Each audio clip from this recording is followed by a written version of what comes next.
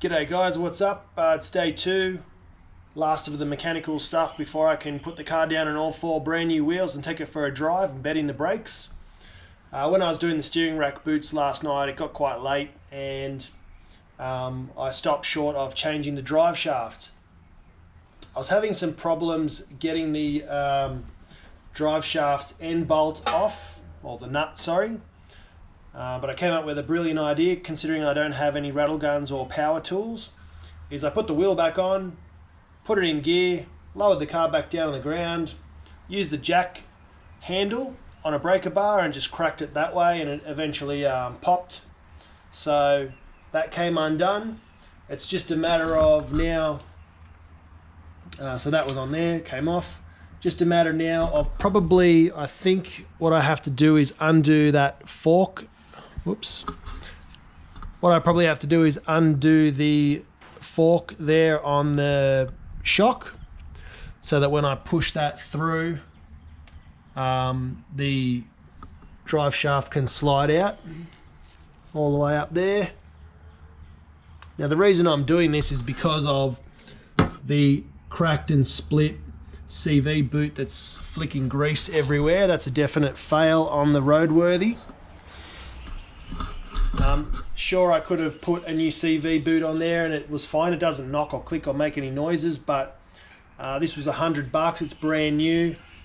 Hopefully, with any luck, I'll be making some power soon. I don't know if I can use these. If I can, might be snapping a few. If not, it's just something that I'll have as a spare, so that's all right. Brand new drive shaft, never hurt anyone, and a lot easier to change that out with a fresh one. So that's what I'm doing. I'll get stuck into that now. So I'll just put you down and yeah, get all the tools I need. Then I can put the brakes back together, put the wheels on, and take it for a drive. All right, so I'm just going to go ahead and crack this bottom one off, the suspension, because I presume I've got to get that out of the road. Lefty loosey.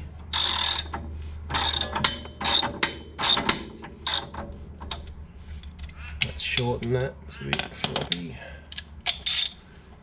And there is absolutely grease everywhere on this side of the car, thanks to that busted CV boot.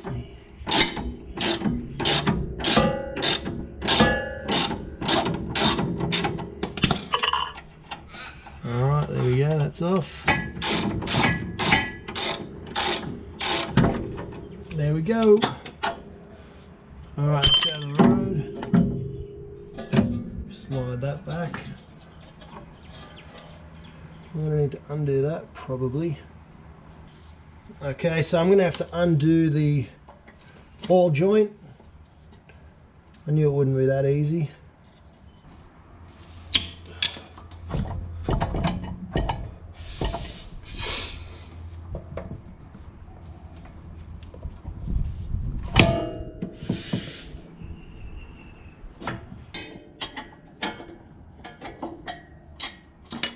Okay, so with a bit of persuasion I managed to get the split pin out of the bottom of this knuckle here, and I'm going to try and bash that out so that drops down, hopefully.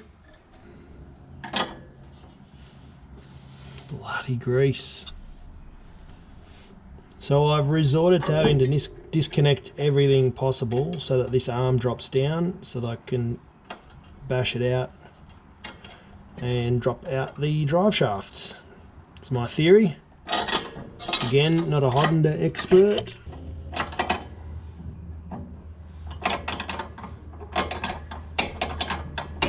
So I'm just disconnecting the sway bar now. And the reason is I hope that's going to be enough slack to drop this control arm down. You've got to stick a Allen key in the end to stop the bolt from spinning. Plus this is all rusted up, so this is fun as.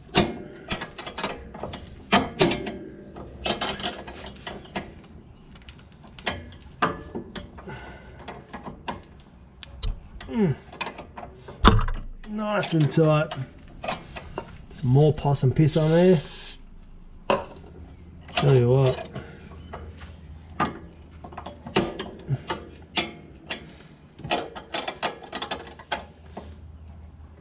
bloody rusty bolt.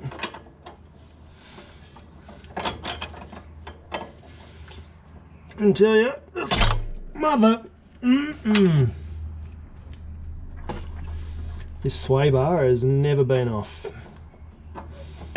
Not surprisingly, it's a sedan grandpa spec Civic. It's not like they're going to upgrade sway bars on it, but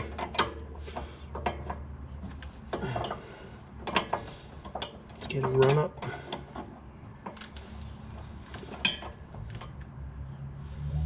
It's not even really holding it anyway.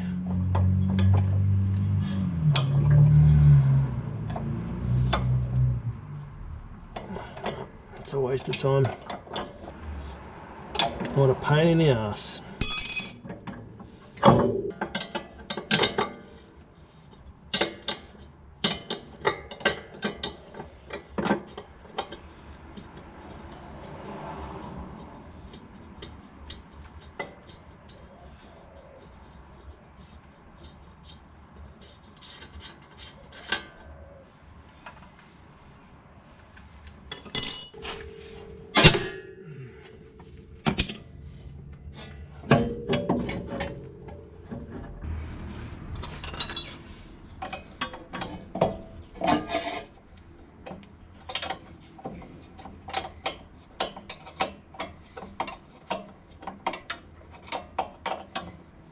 We're nearly there. If I get this brake line off, should help me move this,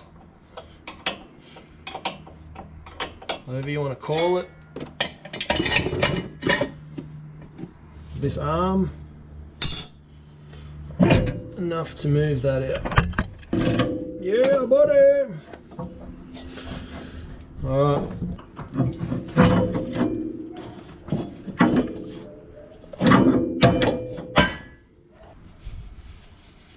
Go underneath here and see what is holding that in. Probably some kind of freaking clip.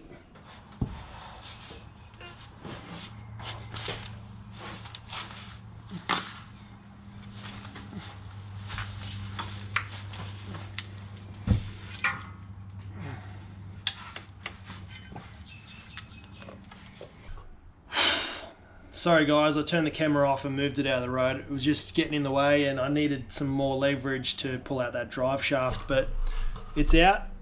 I yanked it out. There it is there. There's the new one. The new one looks beefier in every way, so bloody hell, I hope I've got the right one, because that's going to be a pain in the ass to send back, and it's also going to be a pain in the ass because it means I'm going to have to wait and buy another one. So God, I hope it's the same. We're about to find out. Alright guys, so I turned the camera off. It was no point filming. I was crawling under the car. You couldn't see anything. Every time I moved, I'd kick the camera over. So in the interest of future videos to come, I decided to turn the camera off, but I did get the drive shaft in, tightened down both ends perfectly, put everything all back together. Brakes back together, that's all done. You've seen me do that 4 times now, so I didn't film me putting that back together. Now it's going to be wheels on, down on the ground, and then I'll go bed in the brakes and play around with the OBD2 connector. So that's coming up next. So let me just put all this together and on the ground and we'll go for a little squirt and bed in the brakes. Hey guys, so it's the first time that the car's been on the ground in 1 month. So in 1 month, new wheels, new steering rack boots, new paint job, new drive shaft, all new lights, everything's been replaced, light globes in the dash, speakers in the doors, tints come off the windows, the steering wheel wrap is on. So now all that's left to do is take it for a drive, make sure the drive shafts don't fall out, make sure it stops and the brakes work that I replaced, and make sure there's no rattles or squeaks. So here we go, first time moving out of this driveway. I've got mad overspray on that mirror, can't even see out of it, so I'm gonna have to clean that off. But check out how bright the LED headlights are. That's just on low beam, and you can see the orange in front of the car from the fog lights. because I'm so JDM, bro.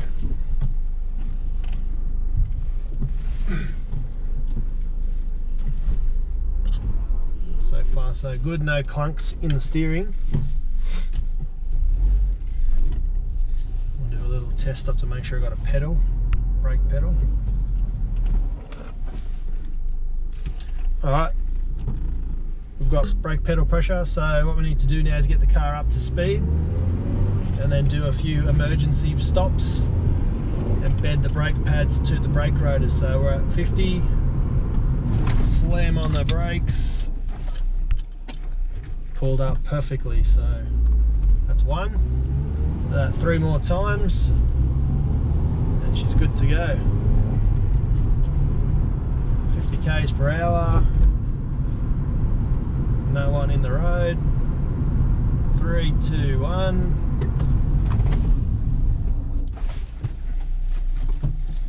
And we'll do that one more.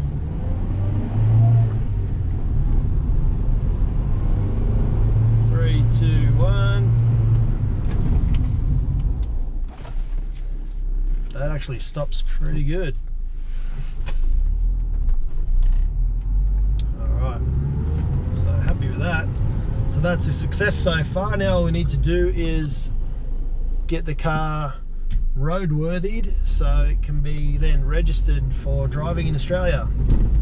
I forgot to mention I replaced the rear trailing arm bushes too, and there's no noises from the back of the car. Got brand new tyres. So first drive in Mexico, unregistered, just around the block.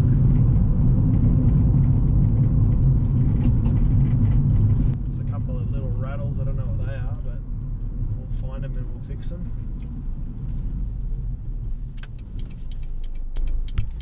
The indicator's flashing really fast. I think that's because I've switched over to LEDs all the way around, so every single light globe in the car is an LED now, so they're super bright, and yeah, they draw less current, so that's probably why it's flashing. It probably thinks that it's missing a globe, but I tested them all before I hit the road and all the lights work, all the indicators work. So when you do it, when you put all of them on with the hazards, it just blinks regular speed, so it's only when you do one or the other. So I think that's to do with the LED globes. Test those brakes again, 60 k's.